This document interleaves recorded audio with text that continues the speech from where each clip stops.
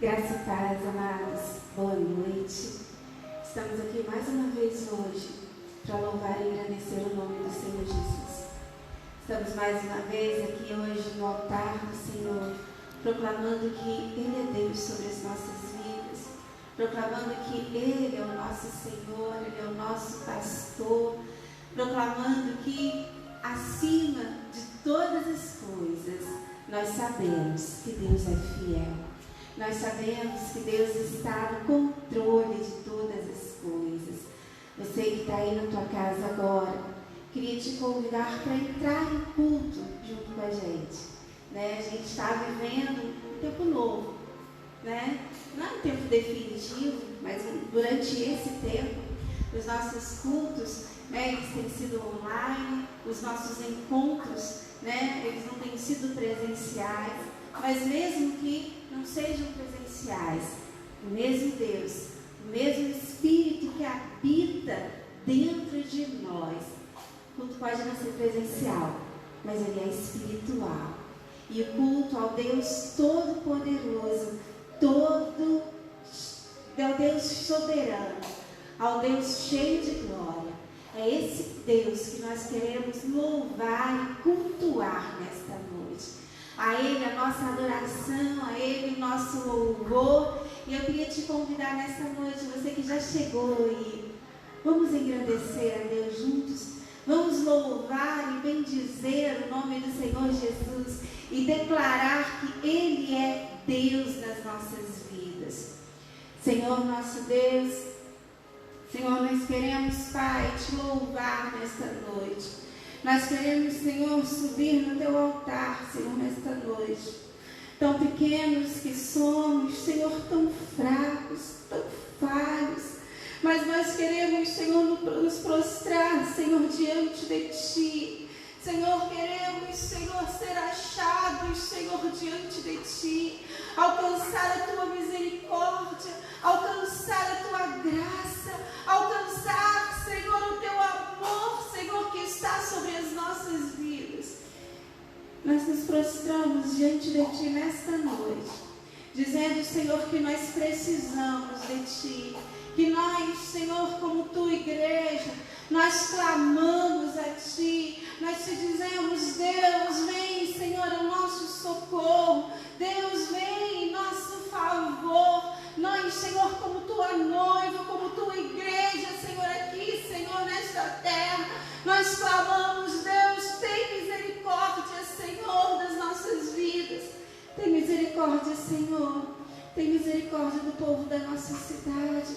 Tem misericórdia das nossas famílias. Tem misericórdia do nosso país. Tem misericórdia, Senhor. Tem misericórdia, Senhor, de toda a terra. Estende, Senhor, as Tuas mãos de graça, as Tuas mãos de misericórdia. Nós tão somente, Senhor, a Ti clamamos e dizemos, Senhor, que em Ti confiamos, Pai. Em Ti está a nossa esperança. Em Ti está a nossa confiança. Em Ti está a nossa força.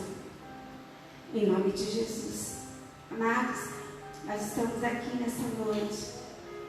Hoje eu estava preparando a palavra lá em casa e eram 5 e pouquinho da tarde e bateu uma nostalgia no meu coração e eu fiquei pensando assim, poxa, a gente tinha começado um trabalho tão bom de evangelismo, a Stephanie, o Samuel com uma tenda ali na frente, o Carlos estava vindo ajudar, a Ireis, o presbítero Ademir, a missionária Edinha. E nós estávamos vivendo tempos tão bons, né? Na quarta-feira uma correria, né? A tenda ali de evangelismo, depois a escola de líderes, depois a gente emenda no culto, né? De missão por cura divina, com corredor de oração dos presbíteros. Me bateu uma nostalgia, pensando assim, poxa Deus, eu queria tanto estar reunido com todo mundo de novo. Eu queria tanto, Senhor, né? E Deus ali foi consolando meu coração e mostrando que isso tudo vai passar. E que essa tribulação, ela é momentânea, ela é dura, ela nos traz uma maneira diferente de adorarmos a Deus, de cultuarmos a Deus. Nós que temos como um dos fatores mais importantes da nossa fé estarmos em comunhão, estarmos na igreja, estarmos juntos em família, em amor. A Canaã, que é uma família, de repente a gente tem que se reinventar por um tempo e estar unidos. Eu acredito, amados, que eu tenho percebido isso. Talvez nós estejamos mais unidos até do que quando estávamos juntos fisicamente. Deus tem colocado em nós o mesmo coração, o mesmo espírito, uma comunhão sobrenatural, uma parceria sobrenatural, uma linguagem única que o Espírito Santo está alinhando nos nossos corações. E a gente tem vivido esse tempo. Mas não quer dizer que nós vamos viver isso tudo para sempre. Uma hora vai passar. E a gente vai estar juntos de novo. Não sei se com as mesmas estratégias de evangelismo, não sei se com as mesmas estratégias de oração. Por que eu digo que eu não sei? Porque Deus está no controle de todas as coisas. Ele renova todas as coisas. E a cada dia que nós vamos vivendo, Deus vai nos surpreendendo, nos capacitando, nos mostrando, nos preparando para o novo dele que está vindo. Esse tempo que nós estamos vivendo é um tempo de preparação de Deus. É um tempo de ouvir a voz de Deus, de viver o sobrenatural de Deus. E depois nós vamos voltar. E quando nós voltarmos, vai ter muita comunhão, vai ter muita celebração, mas vai ter muita batalha pela frente. Vai ter muito território para a gente conquistar. Vai ter muita alma para a gente ganhar, muita alma para a gente cuidar. Nós vamos arregaçar as mangas e vamos trabalhar. Mas para que estejamos prontos para o trabalho, é necessário que nesse tempo que nós estamos vivendo agora, que a gente se deixe ser trabalhado pelo Espírito Santo de Deus. Que a gente se deixe ser tratado pelo Espírito Santo de Deus. Para que a gente possa experimentar qual é a boa, perfeita e agradável vontade do Senhor. Ele fala que todas as coisas cooperam para o bem daqueles que amam a Deus. E normalmente as pessoas param por aqui. Tudo coopera para o bem daqueles que amam a Deus. Mas não é só daqueles que amam. É daqueles que amam e andam segundo o seu propósito. Se você ama Deus e você anda segundo os propósitos dele na sua vida, tudo coopera para o seu bem. A Bíblia fala lá em Jeremias, capítulo 29, versículo 11. Porque eu bem sei os pensamentos que tenho de vós, assim diz o Senhor. Pensamentos de paz e não de mal, para vos dar o fim que desejais. Então me buscareis e me achareis, quando me buscardes de todo o vosso coração. Igreja do Senhor Jesus, é tempo de amar a Deus. É tempo de declarar que nada nos separa do amor de Deus. Nem a morte, nem a doença, nem o frio, nem a nudez, nem as dificuldades. Nada nos separa. É tempo de andar debaixo do propósito de Deus. É tempo de buscar a face do Senhor e encontrar para viver a vontade de Deus. O Senhor quer ser achado de nós. E para isso é necessário que a gente se aproxime dele. Hoje eu estava meditando numa coisa, uma coisa muito pessoal minha, né? Quero dividir com vocês uma coisa muito pessoal. Ontem, principalmente ontem à noite, eu comecei a lutar com um medo muito grande. Eu comecei a lutar com medo e outras vezes dessa pandemia, eu já lidei com medo outras vezes. É o medo de uma coisa nova, é o medo, né, de ver as coisas se aproximando, de ver, né, uma doença que era invisível, que antes estava longe, que a gente via nos números frios dos jornais, das estatísticas, e de repente foi se aproximando, e os números foram tomando rostos, nomes de pessoas amadas, de pessoas conhecidas, de pessoas do nosso convívio, e a gente vai olhando, e muitas vezes a gente tem que lutar contra esse medo. E ontem foi uma noite de muita luta para mim contra o medo. E contra o medo que eu senti, eu acredito que a primeira coisa que você tem para fazer, para você enfrentar o medo, é você lidar com o medo. Porque a gente tem uma tentação de fugir do medo, de negar o medo, de levantar e arrumar a casa 1000 vezes para não ter que pensar no medo, de levantar e cozinhar para não pensar na ameaça que me causa medo, de comer desesperadamente para disfarçar o meu medo, para sublimar o meu medo. Mas o medo, ele é um sentimento real. O medo é um sentimento legítimo do ser humano quando ele sente uma ameaça. Medo, ele é instinto de sobrevivência, ele é mecanismo de defesa. Então, a primeira coisa que eu queria te falar nessa noite, dividindo com você, e a palavra que Deus me deu para lidar com o meu medo perante toda essa situação, e eu creio que assim como Deus falou comigo, Deus vai falar ao teu coração também, em onde está a resposta para lidarmos e para vencermos esse medo, e não nos deixarmos dominar pelo medo, pela ansiedade, pela angústia, e não deixar que o medo se transforme em pavor, e que ele não nos paralise. A primeira coisa é entender que eu posso sentir medo sim, que o medo é um sentimento legítimo, ele é instinto de sobrevivência, sem ele a gente não sobreviveria. O medo me faz parar e olhar para os dois lados da rua, para ver se vem carro para eu atravessar a rua. O medo me faz eu não entrar em lugares desconhecidos, né, sem ter uma certa cautela.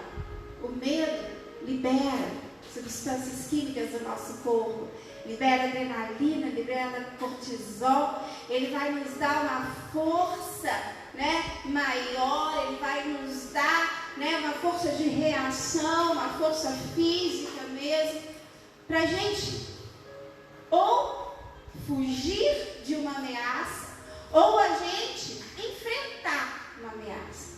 Então o medo, ele prepara o meu organismo perante uma ameaça. Ele prepara ou para eu correr bem rápido da ameaça, fugir, ou para eu enfrentar, tendo uma força para lutar contra aquela ameaça. Muitas vezes o medo é fantasioso. Muitas vezes o medo é uma fobia, o medo exagerado, o medo que se torna uma doença, e que existe um medo irracional que causa ansiedade, que causa angústia, que causa ataques de pânico. Só quem já teve um ataque de pânico sabe como é horrível. É o ar que falta e a gente quer respirar e não consegue. É o aperto, a pressão no peito, que ali parece que tem uma ameaça iminente de um ataque cardíaco, de um infarto, ou parece que tem uma dor de cabeça pulsante, que você vai ter um AVC, e você acha realmente naquele momento, né, que você vai morrer, que vai acontecer alguma coisa muito séria, e na verdade é a ansiedade, é o medo de uma origem fantasiosa. Mas na verdade, o que a gente quer falar aqui hoje, ou para a psicologia também, não importa muito, né, a realidade ou a fantasia, importa o que é real para o paciente, porque vai desencadear as mesmas emoções, os mesmos fatores e os mesmos sentimentos, quer a ameaça seja real ou fantasiosa. Um dos caminhos na terapia é a gente, quando é fantasiosa, é descobrir o porquê. É lidar com o medo, enfrentar o medo e fazer o caminho de volta para entender a origem daquele medo, tratar aquele medo e ver muitas vezes que aquela ameaça não era real. Entender os caminhos. Mas no nosso caso, a ameaça, infelizmente, é real.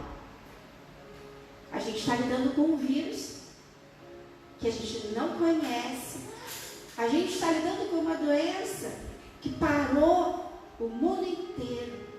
A gente está lidando com uma doença com índice de letalidade que a gente ainda não conhece muito bem, que em uns não vai causar muita coisa, em outros, né, vai causar um estrago muito grande, até a morte.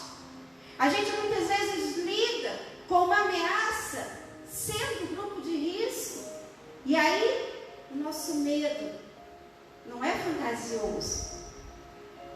E como que a gente lida com esse medo de uma ameaça que é real, de uma circunstância que realmente está acontecendo e que nos leva a um lugar de insegurança, nos leva a um lugar onde as nossas certezas, ainda que não fossem tão certas ainda, mas a gente tinha, elas foram embora. Hoje, literalmente, ninguém sabe o dia de amanhã. Hoje, a gente está em casa, eu estou trabalhando, mas quem tem o privilégio de poder ficar em casa, fica em casa. Mas a gente está em casa, a gente não sabe até quando. A gente não sabe até quando a gente vai lidar com a doença. Por que você está falando isso, Liane? Para assustar a gente? Não. Para dizer que existe um medo que você precisa admitir. Existe um medo que hoje eu estou aqui confessando para você que eu também sinto. Existe um medo que, se as pessoas hoje disserem que não tem esse medo, elas estão fazendo a pior coisa no momento de ameaça: negar a ameaça, negar o medo. A pior coisa que a gente pode fazer para o nosso estado emocional, quando a gente se vê diante do medo e diante de uma ameaça, é fingir que não está acontecendo nada. Muitas pessoas, como não tem como lidar, eles partem para o negacionismo.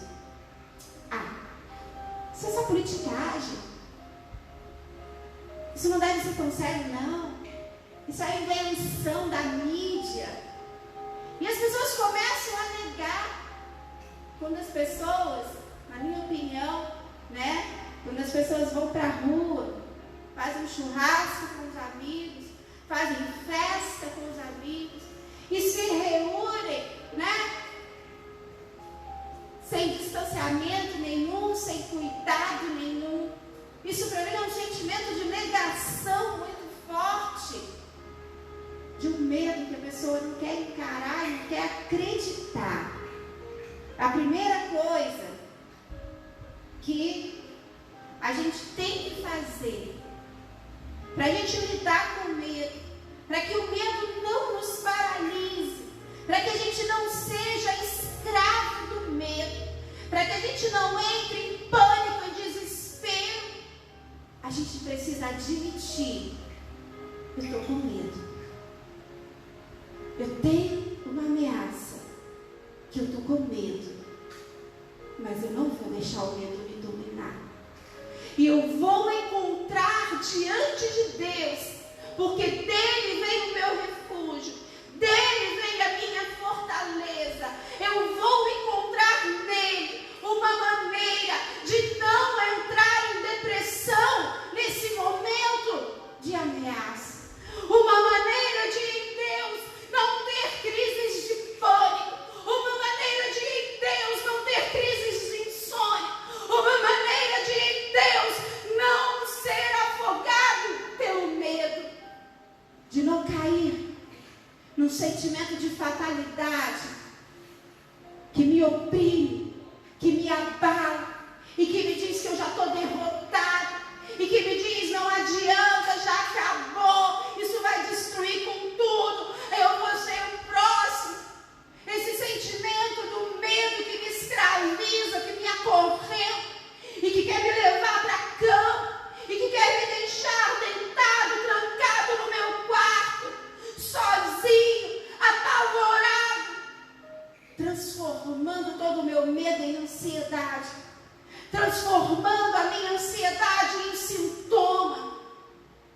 A gente transforma a ansiedade em sintoma. Alguns estão desenvolvendo toque, querem arrumar tudo o tempo todo, querem limpar, você tem que limpar tudo, tem que higienizar tudo, mas alguns estão desenvolvendo toque por causa disso, alguns estão desenvolvendo medos, alguns estão desenvolvendo transtornos alimentares, alguns estão somatizando, e aí começa a ter dor no estômago, começa a ter enjoo, começa a ter diarreia, começa a ter dores de cabeça, começa a ter náuseas, começa a ter tonteira, começa a ter taquicardia. Mas eu profetizo, que todo medo que está te paralisando, que todo medo que está te causando ansiedade e está te fazendo somatizar, transformar em sintoma, eu profetizo que hoje, através da palavra do Senhor, assim como Deus falou ao profundo do meu coração, Deus vai falar com você hoje, que você pode sair desse medo, você pode se livrar do medo. O medo, ele é um instinto de sobrevivência, sim, um sentimento legítimo que você tem que admitir, sim. O medo saudável é o medo que me faz só sair de casa para trabalhar. Eu só saio de casa para trabalhar agora, né? Eu sou grupo de risco, então eu só saio de casa agora para trabalhar.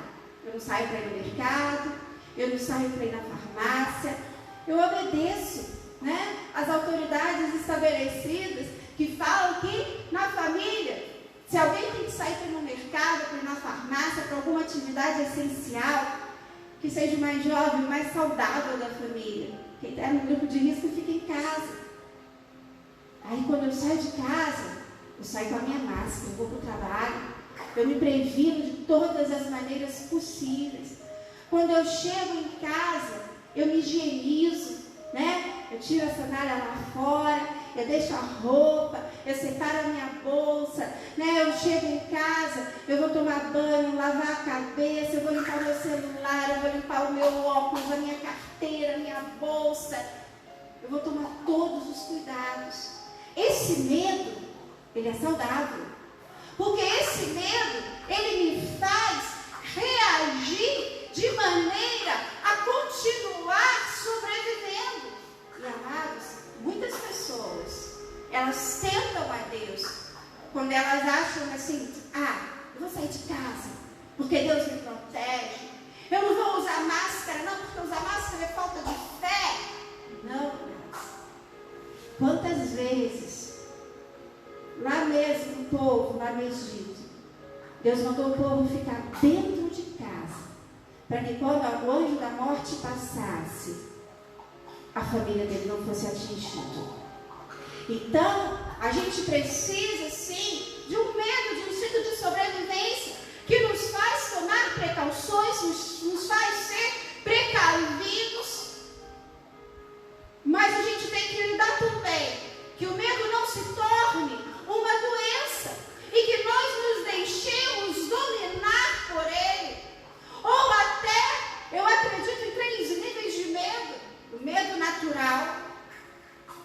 que é saudável. Sem ele, nós não sobreviveríamos. O medo desproporcional, que vira uma doença e nos aprisiona.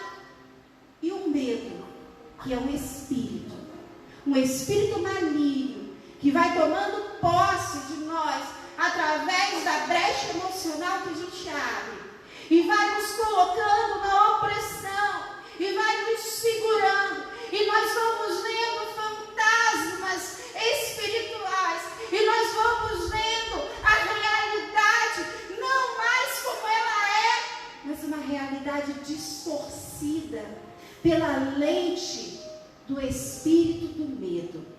Mas eu profetizo hoje, amado.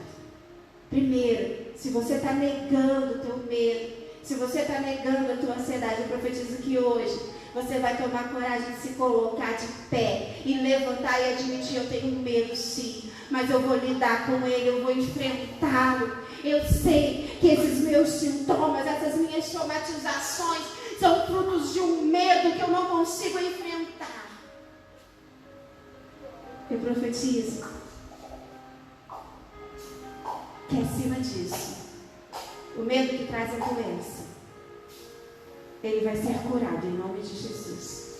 E que todo espírito de medo, de pânico, vai ser repreendido na autoridade que há no nome de Jesus. Hoje é dia de você lidar com a tua ansiedade. Lidar com a tua ansiedade e encarar o medo. A gente está falando de situações distintas aqui, mas eu tive depressão pós-parto, e a depressão pós-parto eu tive um transtorno de ansiedade, né? Por isso que eu falei, só sabe o que é passar uma crise de ansiedade, né? Quem passou por uma crise de ansiedade. Eu sou psicóloga há 24 anos, eu só soube o que é um ataque de pânico depois que eu tive um ataque de pânico. E eu soube quão sombrio e quão difícil é ter um ataque de pânico. Mas, cada vez que eu tinha um medo muito grande, e ali eu tinha um medo que era doença, um medo irracional, era uma coisa mais ou menos assim, tinha medo de sair de casa, medo de enfrentar as coisas. E cada vez que a minha ansiedade, ela falava comigo assim: olha, não sai de casa sozinha não, né? E o medo falava para mim assim: olha, fica na cama, tomar banho para quê? Mudar de roupa para quê? Gente, ali o Espírito Santo, ele me falava. E também, né, eu como psicóloga também, eu tive duas pessoas que me ajudaram muito. A pastora Érica, que é psicanalista, e a doutora Neuza, psicóloga, né? E cada hora que o medo batia, eu sabia que era hora de enfrentar o medo. E, gente, cada hora que eu enfrentava o medo era muito difícil. Porque eu estava com medo. Dá um exemplo prático. Um dia me bateu um medo, eu comecei a pensar: eu nunca mais vou conseguir sair de casa sozinha. Eu só vou conseguir sair se for com o Vinícius do meu lado. E eu levantei da cama. E eu falei: vou tomar banho, vou mudar de roupa e eu vou sair sozinha. Eu saí com a vista nublada, eu saí tremendo, eu saí suando frio, parecia que eu ia desmaiar no meio da rua, mas eu sabia que era ansiedade. E eu sabia que para eu vencer aquela ansiedade, eu precisava admitir que aquilo ali era ansiedade. E eu precisava enfrentar e encarar o meu medo, porque eu não podia me deixar dominar. E da mesma forma que eu venci o meu medo, que eu venci a ansiedade, eu profetizo que você também vai vencer. E que você também vai ter forças para enfrentar e para lutar. E eu fiquei pensando hoje na situação, eu pensei assim: poxa, medo. Eu pensei em Elias, né? Eu pensei em Elias porque para mim, no livro de 1 Reis, capítulo 18, capítulo 19 e o capítulo 19, são dois capítulos falando da mesma pessoa. tão distintos entre si. No capítulo 18 de 1 Reis, a gente encontra um Elias corajoso. Um Elias que depois que o exército lá de Jezabel, o exército tinha matado todos os profetas estavam escondidos. Quando só tinha sobrado Elias foi lá no rei Acabe. Ele desafiou 450 profetas de Baal. No capítulo 18 a gente vê um Elias que desafia, um Elias que zomba dos profetas, um Elias que tripudia, um Elias que tinha tanta fé, tanta convicção de quem era o Deus dele. Ele falou para os dois fazerem altares e colocar um bezerro, falou para cada um escolher o seu bezerro e que pedissem ao Deus deles para descer fogo, e Elias pediria ao Deus do céu, e da onde descesse fogo mostraria que aquele era Deus. E os profetas de Baal pediram e gritaram e falaram, e não descia fogo do céu. E Elias, cheio de força, cheio de coragem, zombando, rindo, ele estava tão convicto que ele mandou encher de água o altar e mandou botar mais água. 3 vezes ele mandou colocar água, e ele orou e mandou descer fogo dos céus, e desceu o fogo dos céus e consumiu o holocausto. No mesmo capítulo 18 a gente vê Elias entregando aquela palavra profética linda, dizendo para Acabe: olha, vai correndo para que a chuva não te pegue, porque eu estou vendo uma nuvenzinha pequenininha do tamanho da mão de um homem, mas é um sinal de que a chuva vai chegar. Esse é o Elias do capítulo 18. Mas o Elias do capítulo 19 parece outra pessoa. 1 Reis 19, 1-4 diz assim: e Acabe fez saber a Jezabel tudo quanto Elias havia feito, e como totalmente matara todos os profetas à espada. Então Jezabel mandou um mensageiro a Elias a dizer: assim me façam os deuses e outro tanto, se de certo amanhã a estas horas não puser a tua vida como a de um deles. O que vendo ele, Elias se levantou para escapar com vida, e se foi, e chegando a Berseba, que é de Judá, deixou ali o seu servo. Ele, porém, foi ao deserto, caminho de um dia, e foi sentar-se debaixo de um zimbro, e pediu para si a morte, e disse: já basta, ó Senhor, toma agora a minha vida, porque eu não sou melhor do que os nossos pais. Mesmo Elias, cheio de coragem, aqui no capítulo 18, é o Elias que agora, diante de uma ameaça de morte, de uma mulher de Jezabel, ele tinha encarado 450 profetas de Baal. A Bíblia fala que ele tinha matado os profetas à espada, no capítulo 19, aqui fala.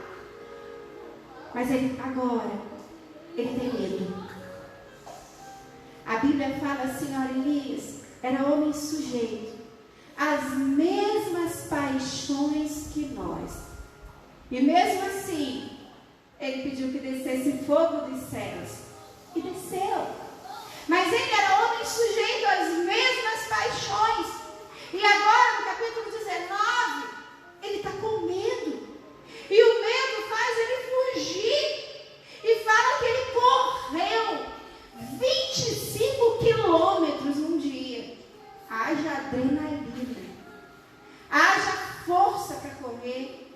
E quando ele para, ele estava exausto fisicamente, exausto emocionalmente, esgotado, tão esgotado que ele se deita debaixo de um zimbro e ele pede a morte.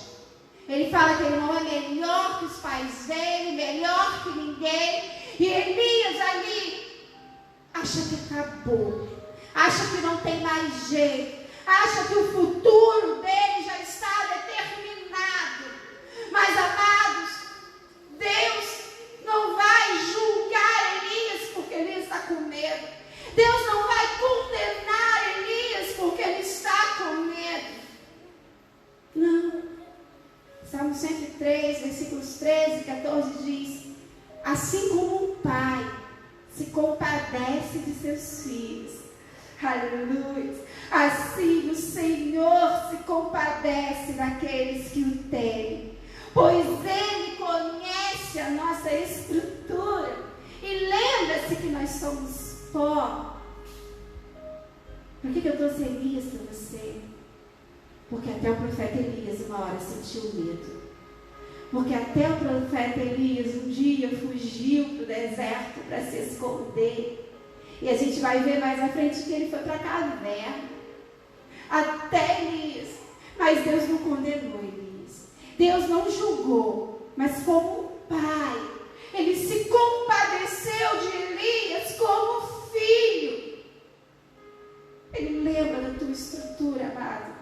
Ele sabe que você é pó. E mesmo no deserto, quando Elias estava fugindo, achando que tudo estava acabado, esgotado fisicamente, esgotado espiritualmente, exausto, Deus envia um anjo. E o anjo vem e toca em Elias. Mesmo no deserto, mesmo no meio do teu medo, o anjo do Senhor, ele vai até você e ele te toca. E quando Elias olhou, eis que a cabeceira dele estava um pão cozido sobre brasas e uma botija de água. E ele comeu e bebeu e tornou-se a deitar. E o anjo tocou nele novamente e falou: levanta, come, bebe, porque o caminho ainda é longo. Era um caminho de 40 dias e 40 noites até o Monte Horebe, o monte de Deus. Mesmo no deserto, o anjo do Senhor vai aí na tua casa. Mesmo no meio do teu medo, mesmo que você esteja fazendo fugas, mesmo que você esteja esgotado espiritualmente, esgotado fisicamente, o anjo do Senhor, ele vai aí e ele te toca, e ele tem alimento para a tua alma, ele tem água para que você sacie a tua sede. Ele cuida de você, mesmo no deserto. E Elias continuou caminhando. Hoje não fala para ele que terminou, não. Hoje alimenta, para que ele tenha força e sustento para enfrentar o restante do caminho. O caminho era longo. A gente está enfrentando um caminho que a gente não sabe quanto tempo vai durar, não sabe qual a duração disso tudo, mas eu sei que enquanto durar, o anjo vai vir e vai trazer alimento, e vai trazer água, e nós vamos ter sustento, e nós não vamos morrer no deserto, porque o Senhor envia anjos a nosso favor, mesmo quando nós estamos passando pelo deserto. Eu tenho repetido muito a palavra de Deus, lá em Salmo 23, capítulo 4. Ainda que eu passe pelo vale da sombra da morte, não temerei mal algum, porque tu estás comigo. Davi não negou o vale. Não. Vale na Bíblia, eu lembro daquela música, tira-me do vale. Lembra dessa música antiga? Eu sou velhinha, eu lembro dela. Mas sempre a gente pensa em vale, a gente que é cristão, a gente pensa em problema, a gente pensa em dificuldade, a gente pensa em época de crise. E Davi aqui não negou que ia ser um vale. Pelo contrário, ele disse que ia ser um vale sombrio, a sombra da morte. Mas ele diz: olha, eu não temerei mal algum, porque tu estás comigo. A tua vara e o teu cajado me consolam. Ele fala que Deus prepara uma mesa diante dos seus inimigos e unge a sua cabeça com óleo. Ainda que você passe pelo vale da sombra da morte, tenha convicção da presença de Deus. E que a presença de Deus, ela te alimenta, ela te dá um banquete. E que nunca vai faltar o óleo sobre a tua cabeça. E que é a presença de Deus que vai te curar de todo medo. Presença de Deus, ela faz a gente tirar o olhar racional do medo. Lembra que eu comecei falando que o medo é um sentimento legítimo, humano, mas o medo é racional. E aí o medo vai se contradizer com uma coisa chamada fé. E a fé, ela não tem nada de racional, porque a fé, ela vai além. O racional, ele vê a ameaça, ele vê a circunstância, ele se desespera, mas a fé olha para Deus. A fé olha para aquele de onde vem o socorro. A fé me leva ao lugar da presença de Deus. A fé me leva ao lugar aonde eu tenho descanso. A fé, ele me tira do racional e ele me leva para o sobrenatural.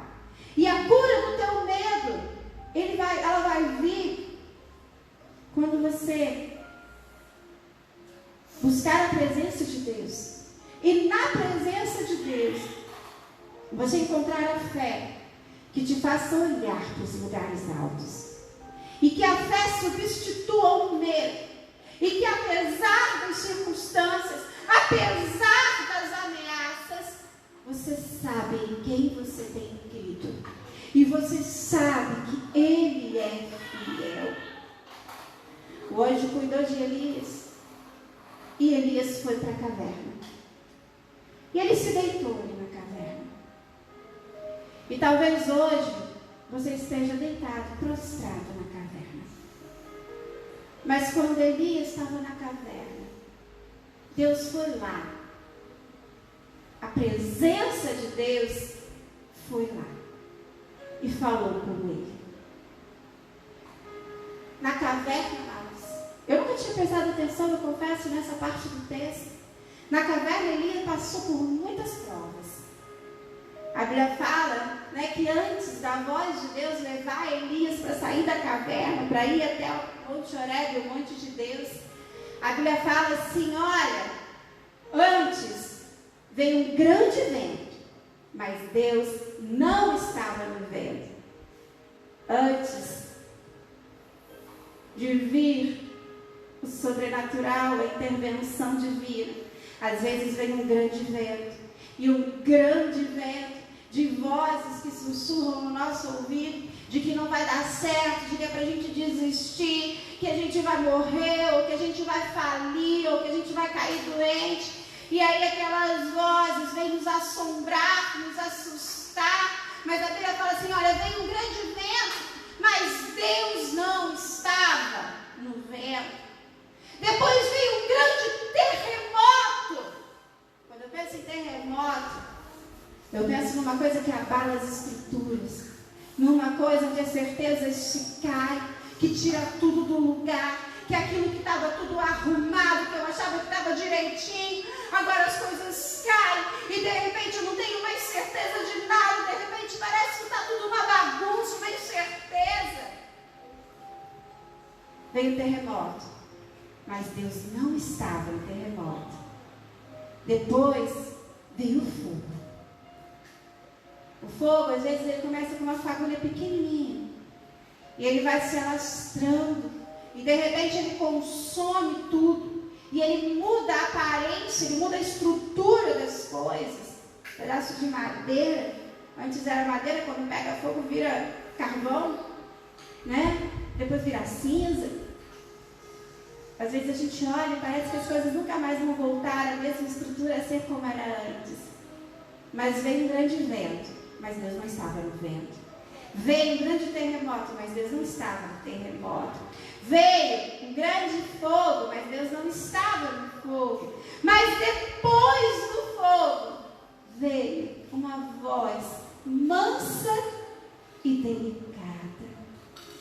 Era essa voz que Davi ouvia, que dizia para ele que ele era o bom pastor. Era essa voz que Davi conhecia e que fazia Davi dizer que ainda que ele passasse pelo vale da sombra da morte, ele não temeria mal algum, porque ele conhecia essa voz mansa, suave, a voz do seu pastor, a voz que você, como coelho, como ovelha, você conhece.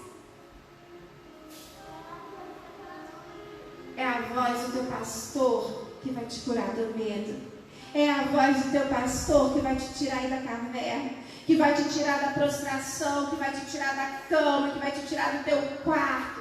É a voz do teu pastor que vai te tirar da crise de ansiedade, que vai te curar das somatizações. Depois do vento, do fogo, terremoto, uma voz mansa e delicada foi falar com Elias na caverna. Aí na caverna onde você está, busque ouvir a voz de Deus. Está difícil, amado, então dobra o teu joelho e ora. Está complicado, então jejua. Começa a entrar. Nós na igreja, nós estamos em 2 propósitos de oração. Você tem o teu dia de jejum, então começa a orar em concordância, jejuando junto conosco. Faça parcerias de oração. Nós estamos orando, clamando às 4 horas da manhã. Então entra no propósito da madrugada. Começa a orar. Começa a clamar por intervenção divina. Porque é nesse clamor que a gente vai sair da caverna. É nessa oração, é no propósito que a voz mansa e suave vai ser audível aos nossos ouvidos. E nós vamos ouvir a voz do nosso pastor. E a voz do nosso pastor, ela vai nos tirar do lugar do medo. A voz mansa. Deus quer revelar muitas coisas nesse tempo. Deus quer levar você à presença dEle. Deus quer te revelar mistérios lá no silêncio, você e Deus. Deus quer sussurrar coisas ao teu ouvido, mas você não tem parado para prestar atenção na voz de Deus. Você não tem dobrado o teu joelho para orar. Você tem se deixado dominar pelo medo. Mas hoje eu te desafio a levantar, a se prostrar diante de Deus, a não se prostrar diante do medo, mas se prostrar diante daquele que é digno da tua adoração e se render a Ele, dizendo: Deus, eu sei que essa ameaça para mim, eu não tenho como lidar, eu não tenho forças, eu não tenho condição, mas eu sei que tem, e esse alguém é Deus. E é em Deus que eu vou me refugiar. E é em Deus que eu vou confiar. É diante dele que eu vou me prostrar. É nele que eu vou encostar a minha face no pó. E vou chorar e vou clamar. E a ação vai vir. E quando você estiver orando, no silêncio, a voz mansa e suave vai vir. E a voz de Deus mandava Elias se colocar de pé, sair da caverna. Elias precisou ouvir, precisou reconhecer a voz de Deus. Você precisa ouvir e reconhecer, mas ele precisou obedecer a voz de Deus. Ele obedeceu e ele foi. Ele saiu do lugar da caverna e ele segue a voz até o Monte Horebe. E se caverna, se vale, nos remete a problema, a crise, a dificuldade. Monte, na Bíblia, nos remete à presença de Deus. Monte nos remete aos lugares altos, ao lugar de encontro, ao lugar onde Deus se revela, ao lugar da glória de Deus. Elias obedeceu. Ele saiu do lugar da caverna, onde a visão dele estava bloqueada pelo medo. onde a visão dele mostrava que era o fim, que ele estava esgotado, que tinha acabado, que o final dele era de tragédia, era de morte. A voz veio e levou para o lugar de Monte Horebe, monte da presença de Deus, um lugar onde ele via as coisas por uma perspectiva diferente, pela perspectiva de Deus. E quando a gente começa a ver pela perspectiva de Deus, a gente vê que para ele não existem impossíveis em nenhuma das suas promessas. A gente vê que uma pandemia para Deus não é nada. O ágio de Deus criou todas as coisas que existem. As mãos de Deus nos criou e nos deu fôlego de vida. Para ele não existe impossível. Para ele é só uma pandemiazinha assim. Porque basta o ágio dele. Basta o sangue dele sobre as nossas vidas. Basta o Senhor vir em nosso favor, porque ele é poderoso. E está na hora, amados, de nós ouvirmos a voz de Deus. Não ouvirmos mais as vozes do medo, as vozes de Jezabel dizendo que vamos morrer, porque Jezabel fala assim: olha, tão certo como eu estou te falando, amanhã nessa hora do dia você vai estar morto. Não escuta mais as vozes de Jezabel, não escuta mais as vozes do medo, mas escuta a voz mansa e suave do teu pastor, dizendo: eu cuido de ti, eu cuido da tua família, eu continuo sendo teu pastor, eu continuo sendo teu Deus, eu continuo no controle de todas as coisas. Eu não estou alheio, eu não estou longe, eu estou perto. E eu vou terminar lendo o texto da palavra de Deus, que Deus tem me falado muito, e eu sempre tenho citado aqui na igreja, mas hoje eu quero ler mesmo a palavra de Deus, porque Deus falou profundamente ao meu coração. E foi assim que Deus me tirou, né? Eu falei que ontem eu vivi uma experiência de luta contra o medo, e foi assim que Deus me tirou ali do lago de medo que eu estava entrando. Eu ouvi a voz de Deus, mansa e suave, que me levou aos lugares altos e me mostrou quem é o meu Deus. E eu profetizo que esse mesmo Deus, ele vai te tirar do lugar da caverna, do lugar do medo. E como eu ouvi a voz mansa de Deus, você vai ouvir também. Isaías 43, de 1 a 3, diz assim: mas agora, assim diz o Senhor, que te criou, ó Jacó, e que te formou, ó Israel, não tenha medo, porque eu te remi, aleluia, eu te chamei pelo nome, tu és meu.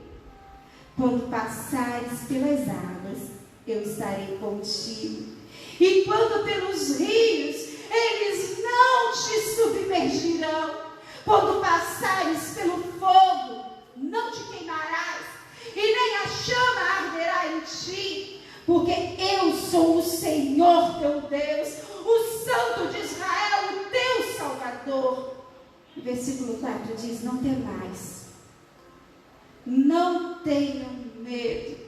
Ouça Deus falando: não tenha medo, porque eu estou contigo. O versículo 15 fala: eu sou o Senhor, vosso Santo, o Criador de Israel, o vosso Rei. Assim diz o Senhor, o que preparou no mar um caminho, e nas águas impetuosas uma estrada. O que fez sair o carro, o cavalo, o exército e a força. Eles juntamente caíram e nunca se levantarão. Estão extintos, como um pavio se apagaram. Não vos lembreis das coisas passadas, nem considereis as antigas. Eis que faço uma coisa nova, agora sairá à luz. Porventura não a percebeis. concebeis? Eis que porei caminho no deserto e rios no meio do ermo. Mas abaixo diz assim: a esse povo que formei para mim, o meu louvor relatarão.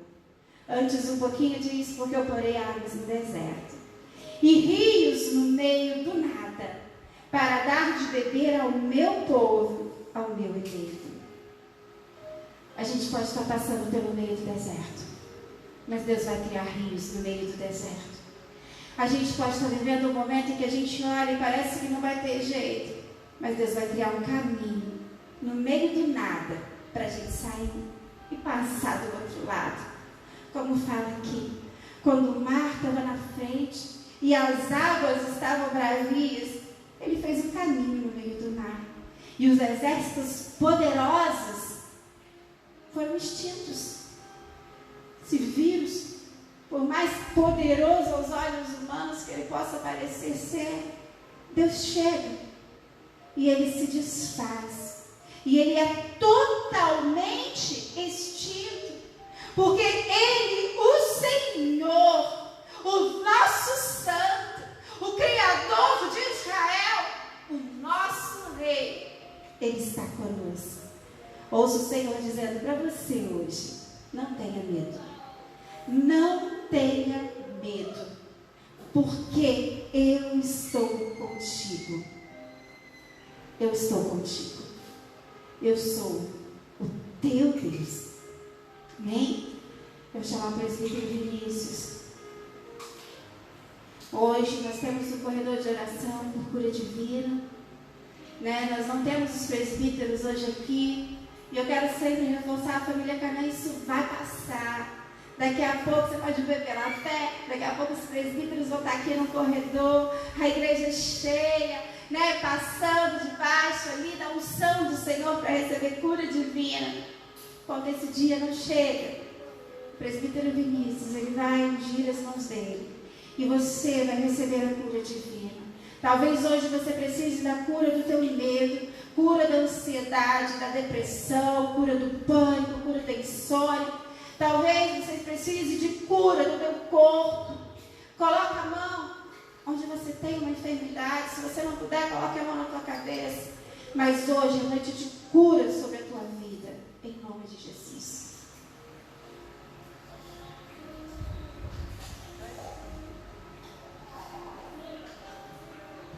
A paz do Senhor, igreja.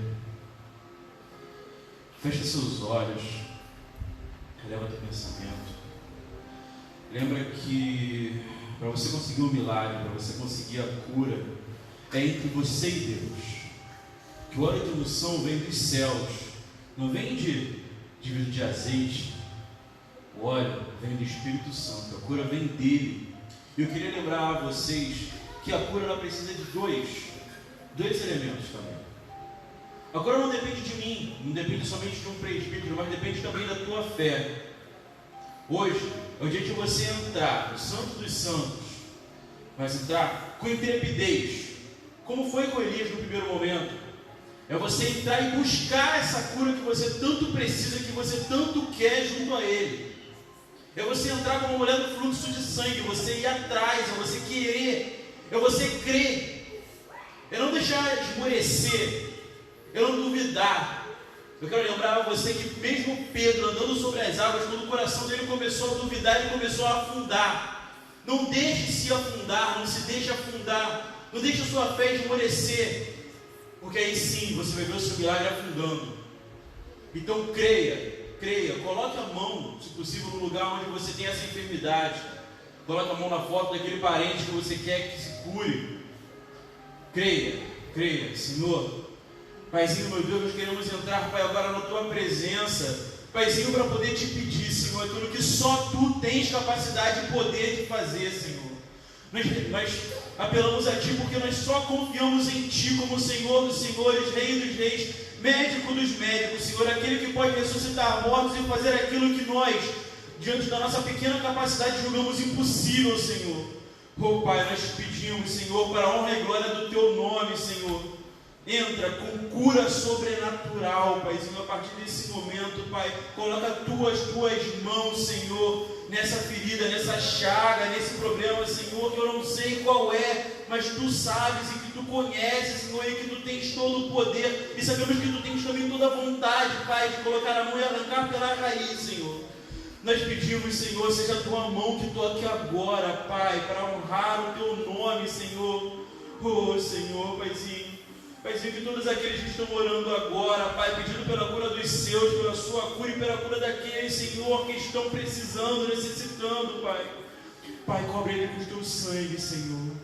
Lembra-te, Senhor, que são Teus filhos, Paizinho, e nós sabemos que Tu, Pai, não esqueces de nós, ainda que a nossa mãe mesmo esqueça de nós, Tu não esqueces, Paizinho.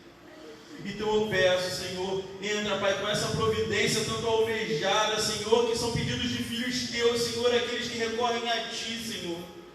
E nós sabemos, Pai, que as Tuas mãos não estão encolhidas, que os Teus ouvidos não estão agravados, Pai, assim fala a Tua palavra, por isso eu creio, Senhor, que Tu nos ouvirás, Senhor, e que Tua mão estendida, Senhor, nos dará aquilo que nós tanto almejamos, Senhor, que não é para nós, mas que é para a honra e glória do Teu santo nome. Oh, Senhor, eu peço, Senhor, entra, Pai, com essa providência, com essa cura sobrenatural, Senhor, com isso que só Tu podes fazer, Senhor. Eu te peço isso, Senhor, e desde já eu te agradeço, Pai, porque eu estou confiante nisso, Pai. Eu estou confiante, Senhor, que Tu és Deus, que Tu mostrarás, Senhor, a Tua face para todos aqueles que precisam, para aqueles todos que buscam em Teu nome, Senhor. Te peço desde já, eu te agradeço, Pai, em nome de Jesus.